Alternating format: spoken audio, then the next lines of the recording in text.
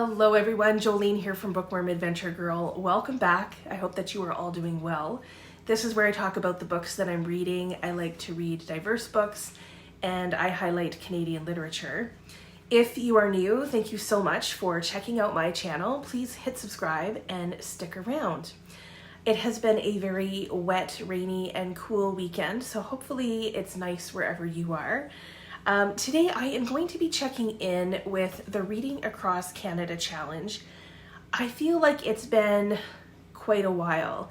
My first check-in was back in January, so I thought that today I would catch up with you, let you know the books that I've read for some of the prompts, and also give some recommendations or suggestions for a few more prompts. I also have a giveaway that I am very excited about, and it's also a great way to celebrate National Indigenous Peoples Day, which was yesterday on June 21st, and it's also the month of June in Canada is also National Indigenous History Month. Sorry, my dogs are playing, if you can hear them. So let's get started. I guess first I will explain what the Reading Across Canada Challenge is, in case this is a new challenge for any of you. This is the third year that I have been putting out this challenge, and it's been a lot of fun. It's looked different every year. This year there are 25 prompts for 2025. They are in 5 categories, so you can choose to just do one category if you want. And then the hope is that the challenge will encourage people to read Canadian literature. I will put links below to the prompt sheet and to even past prompt sheets in case you want to see what some of the other challenges look like. You can take a look back. And then also to the introductory video where I talk about this in more detail. So if you would like to read some Can Lit, please come and join us. It's been a lot of fun. So in the last Reading Across Canada check-in, I gave recommendations for three of the 25 prompts. A Canadian book with 25 letters in the title, thanks to some of you for some feedback on that. Canadian books published in 2025, and a Canadian book published by one of Canada's independent presses. So you can check out that video if you're looking for something for those prompts specifically. Then yeah, there's plenty there. For this video, actually maybe I will do this a little backwards because I really want to tell you about this giveaway. So I am very, very excited about this giveaway. So yeah, let's do the giveaway first. This book fits a couple of prompts from the challenge. It fits a book by an Indigenous author, my favorite Indigenous author actually, and it fits the prompt a Canadian book by a children's author now. So the book that I'm talking about is a book that I received from Douglas and McIntyre, and it's The Animal People Choose a Leader. And this is by Richard Wagamese, and it's illustrated by Bridget George. And I have to tell you that I love this book. It's hardcover. It has a cool texture to it. The illustrations are beautiful. I will show you some pictures. And if you saw the Joy Reading June vlog that I did, I opened this with all of you when I received it in the mail. And I think I mentioned that I didn't know Richard Wagamese had written any children's books. And I had thought that maybe they, put out a new edition of a book that he had written because Richard Wagamese passed away in 2017. So I was a little confused. But what I learned, and what's inside the cover here, was that this story, which I remembered the title, is a story that is told in the book One Drum. One Drum is a fantastic book. It was published, posthumously, I think it is. So Richard Wagamese didn't get a chance to finish One Drum, but they published what they had, And it's an incredible book, and they very brilliantly took this story from that book. They condensed it and illustrated it for children, and it is just so lovely. It has a wonderful message and teaching, and it's just amazing. So a huge thank you to Douglas and McIntyre for sending me a copy, but then also for being so generous, because they are offering a copy to one of you as well. So here are the giveaway rules. You have to be a Canadian resident. So this is for my Canadian peeps. For the rest of you, I apologize. Perhaps there will be a giveaway for you as well coming up soon. If you are the winner, you have to be willing to give me your contact information so that I can then pass that on to the publishers. And then third, of course, you have to enter the giveaway. So how do you enter the giveaway? I think it's pretty easy. If you can put an emoji of your favorite animal in the comments, now this is your favorite animal within the emoji world, and then tell us one of your favorite books by an Indigenous author. So if you can do that in the comments, 2 things, the emoji and your favorite book by an Indigenous author. This will signal to me to enter you into the giveaway. I will be ending the giveaway on Wednesday at 5 p.m. Mountain Standard Time, which is 7 p.m. Eastern Standard Time, and we'll let the lucky winner know on Wednesday evening, June 25th. So this will be fun, and as I said, it's a great way to celebrate National Indigenous History Month. And yeah, I think you're gonna love this book. So since we are talking about Indigenous authors, let's stick with that prompt. I have a few other books to recommend, and some to share that are on my radar for this prompt as well. First, I read, and I'll put the pictures up of the books I didn't grab. I read The Knowing by Tanya Talaga, and this is a nonfiction book, so it fits that prompt too. But really, this is an important book, not just for June, but for always.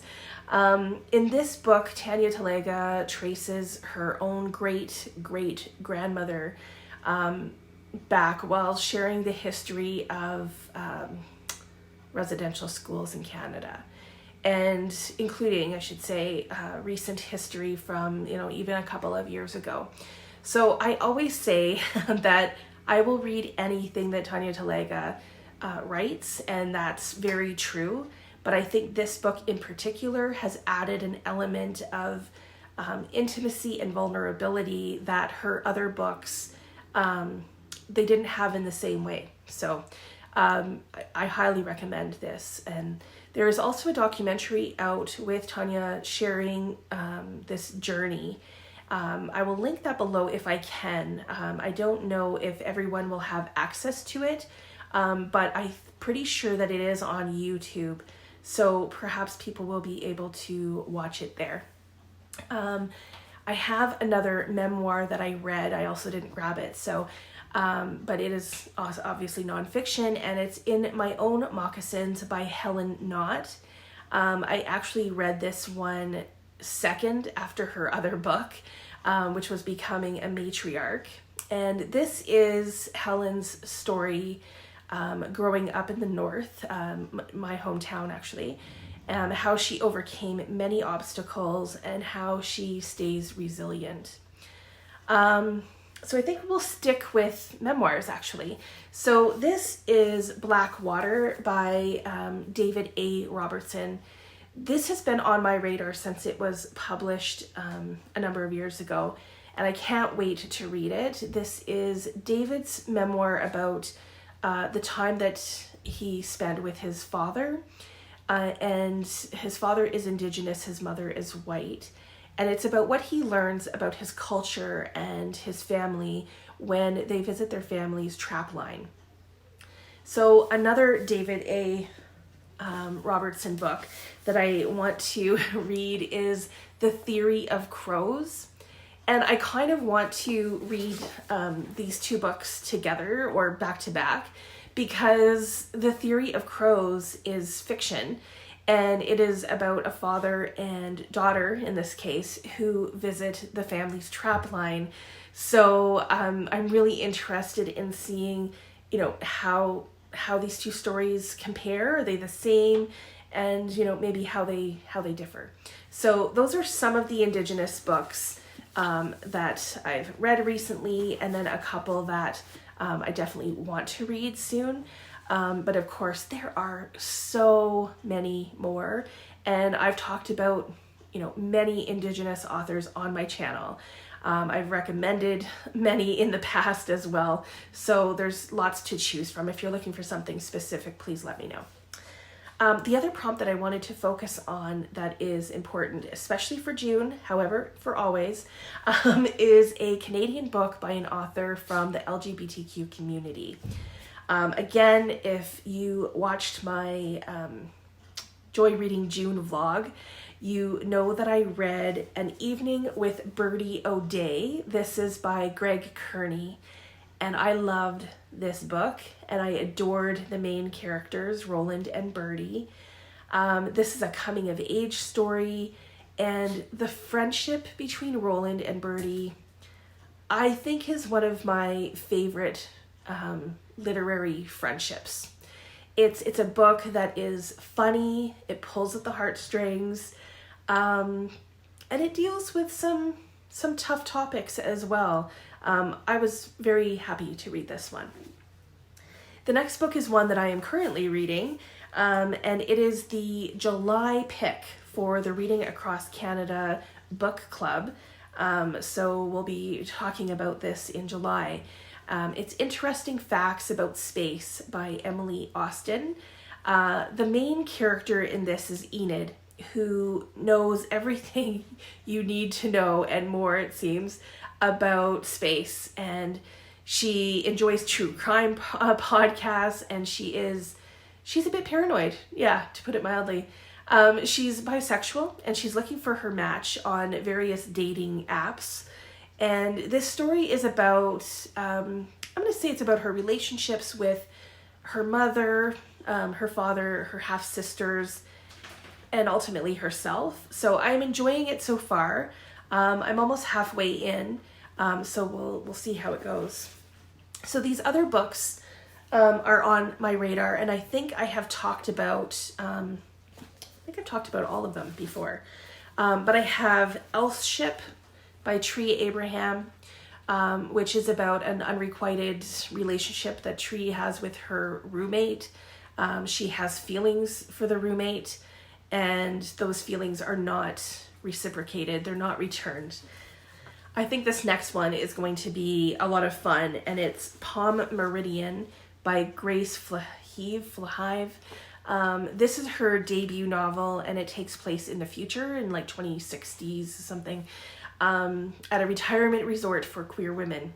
And one of the women who is facing the end of her life is hoping to reconnect with the love of her life before she dies. So I know maybe that doesn't sound very fun, but I think the setting is fun. And then the last book on my radar that I want to share for this prompt is I Remember Lights by Ben, I think it's Ladouceur. This is about a man who goes to Montreal during the Expo 67. And it also has a bit of historical fiction in it because it includes the police raid that happened in 1977 at a gay bar. So again, there are so many books out there for this prompt. And there are even more in my most anticipated books of 2025. In the last video, I shared part 1 of my most anticipated books. But I have since shared part 2 of my most anticipated books of 2025 because these ones will be coming out from June, so now to November. And I will link that video below. I shared these books for the prompt of a Canadian book being published in 2025. But many of the books fit some other prompts as well. So there were 15 Canadian books in part 2. For now, I will just share the titles quickly with you, but like I said, feel free to check out that video. I talk about other books, and I also, talk a little bit about what each book is about. So there's Whistle by Linwood Barclay, A Most Puzzling Murder by Bianca Murray, Charity Trickett, and I have this one to show you. Charity Trickett is Not So Glamorous by Christine Stringer. The Road to Goderich, this is by Linda McQuaig. A Truce That Is Not Peace by Miriam Taves. You've Changed by Ian Williams. Starry Starry Night by Shani Mutu. We Love You Bunny by Mona Awad. Christmas at the Ranch by Julia McKay. Pick a Color by Sivan Kamthemavongsa. The Hitchhikers by Chevy Stevens. The Marionette by Terry Follis. A Fast Horse Never Brings Good News by Carrie Fagan. Queen Esther by John Irving. And Book of Lives, A Memoir of Sorts by Margaret Atwood. So if you are looking for some new books, maybe there's something in there that might be for you. You can check that out. Lastly, I thought I would go through some of the books that, the Canadian books that I've read recently. I'm not going to talk about the books necessarily because I will have talked about them in my wrap-up videos, or will talk about them in my wrap-up videos. But I will share which prompts they fit. Most of these books fit the prompt, a Canadian book by a new to me author. So that's kind of cool. But they may be new to you too, so maybe, I hope. So I have two books that fit this prompt, and the first one is Hum If You Don't Know the Words by Bianca Murray. The other book, and I didn't grab it, that fits this is The Other Valley by Scott Alexander Howard. So especially if they're debut authors, they're new to everyone. So another new to me author is Natalie Sue. I read her book, I Hope This Finds You Well. This book also fits the prompt, a Canadian book set in the prairies. It takes place in Calgary. The author is from Calgary. And this yesterday just won the Stephen Leacock Award for Humor. So this is the 2025 winner of the Stephen Leacock Award, which is very exciting. The Sister Brothers by Patrick DeWitt fits a few prompts. It fits a Canadian book from the 67 best CanLit books of the 21st century. And depending on what edition you have, it may also fit a Canadian book with an award on the cover because it has won a couple of awards. Some of them have the little medal thing. I read 22 Murders by Paul Palango. This fits the nonfiction prompt, and then it also fits a book set in Canada's Atlantic region because it takes place in Nova Scotia. One of my most recent reads was also set in the Atlantic region. It was set in Prince Edward Island, and the book is called This Summer Will Be Different, and this is by Carly Fortune. This is a romance novel. So if you are trying to read something from each province and territory, as I know some of you try to do that, and you want something different than Anne of Green Gables for PEI, then this romance novel does fit that, and it would work. So we've covered a lot of ground, I think, here. I have finished 16 or 17 of the prompts so far. So I think that's okay for now. We still have like half the year to go, so I think I'm in a good spot. Also, I wanted to mention that if you are part of the challenge on Storygraph, that link will be below as well, there are some great books added from all of you. So please, have a look at a prompt that you might be struggling with and see if there's something there for you. If you're still hoping for some more options, there's plenty, or reach out in the comments and ask. I will leave a link to all of the links below, all of the videos, all of the things. Please let me know, what are you reading for the Reading Across Canada Challenge? What books are you hoping to get to for some of these prompts? A reminder to also enter the giveaway, if you are a Canadian resident, because I do want to be able to gift someone and with that book from the publishers.